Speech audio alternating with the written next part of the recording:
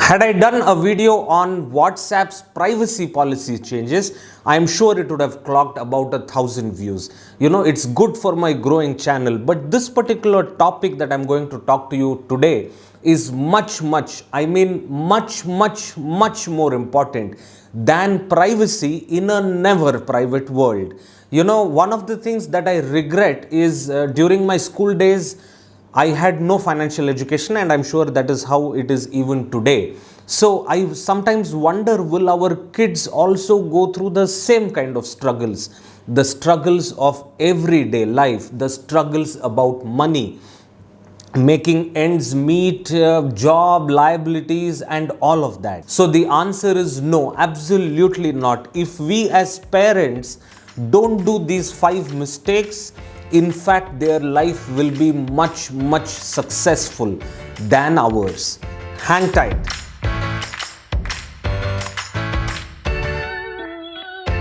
Mistake number 1, money is a topic only to be discussed with grown-ups.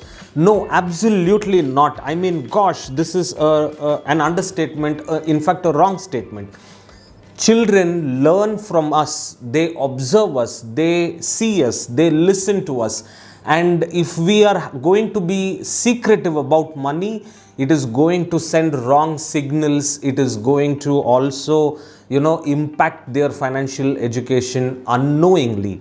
Money is similar to a language that we learn, something like English, Tamil, Kannada, Hindi, and all of those languages. Money is also a language. So it is essential, like how we learn other languages, the language of money also should be learned from a very young age.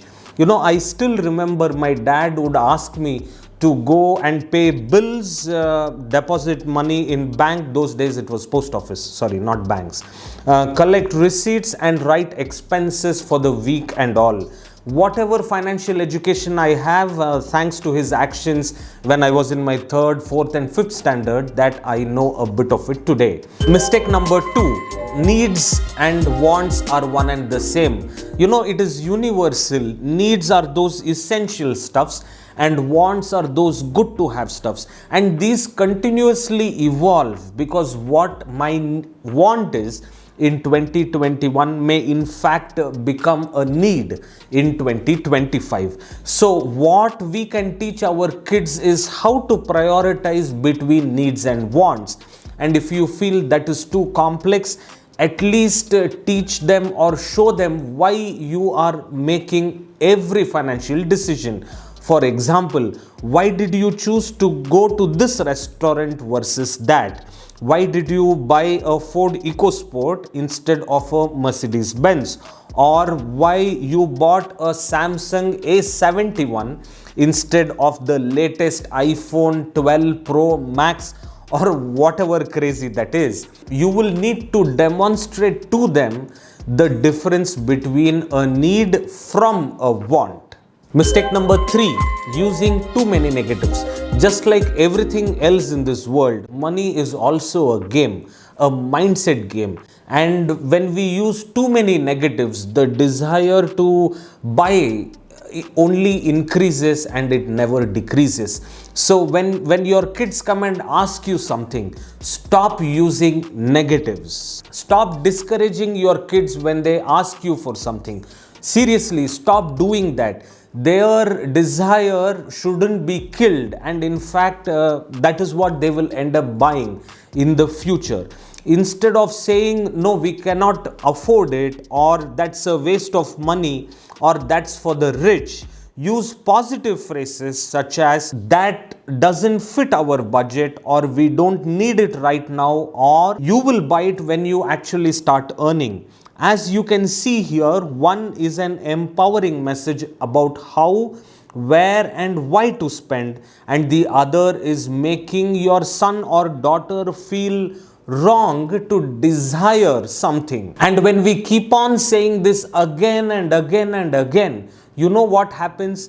This goes and sits into their subconscious mind, and they actually start believing that it is absolutely wrong to desire, which actually is not the case. We want them to be desirous because that will make them ambitious. So stop talking the negatives and focus on a positive mindset. Mistake number 4, looking for a cheaper alternative isn't worth the time. Wrong again. Now let me clarify that I'm not saying we should teach our children to be stingy. No, not that. But in fact, we should teach our children the value of money. You know, I always shop around for discounts. I wait until the Diwali or the Adi sale for discounted merchandise, or I get the same brand for less at a factory outlet. The point is to not look rich, but to actually be rich.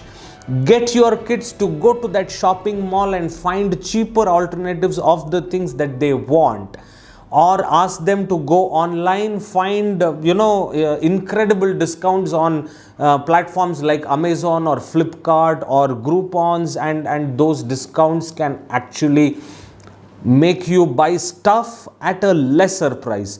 The point that we want to drive to them is, in fact, by spending less, you actually get more. And mistake number 5 is not involving them for giving. Something as simple as, letting them decide how much to tip the server after your delicious dinner can teach them a lot indirectly. Also, something as, letting them put money in the temple hundi, or letting them write the contribution to your favorite charity. In fact, I would say let them choose the charity for you.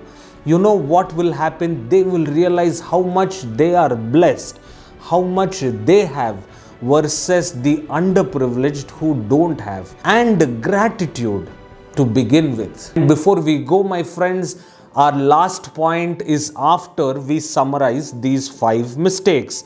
Money is a topic only for the grown-ups. Needs and wants are one and the same. Using too many negatives, looking for cheaper alternatives isn't worth the time, and not involving them for giving. Finally, as a parent, how can you accomplish all of this? Please don't lecture them. Don't lecture your kids. They will lecture you back, okay? Play board games with them. Board games such as Monopoly Junior, Cash Flow for Kids, Payday, or the Game of Life. Thank God there are also some awesome online games apart from this Game of Thrones, I think, or PUBG, right? Above and beyond all of these, we have some good financial games such as Financial Football, Peter Pig's Money Counter, and Cash Puzzler, among many.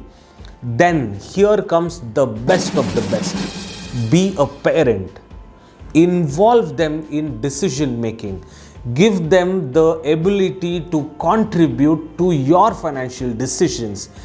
There is nothing beyond this that can educate them as much as their involvement to your financial decisions will matter. And you know what will happen? You will teach them the most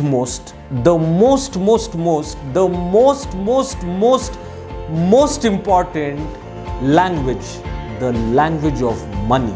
Friends, I will be very excited to know what you are going to do as parents, or what you are already doing as parents for the other viewers of this video. Please do put your comments in the comment section below, and I'm sure everybody will love it.